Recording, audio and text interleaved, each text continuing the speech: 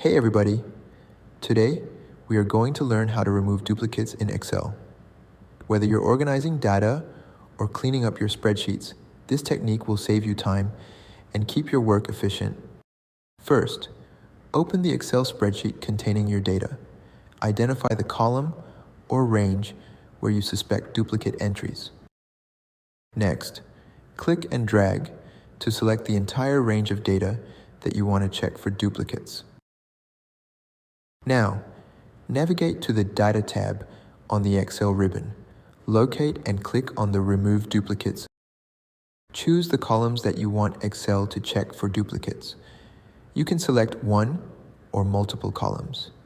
Click OK. Excel will automatically process and remove the duplicate rows. And there you have it.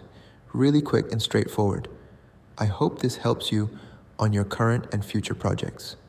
Thank you for watching.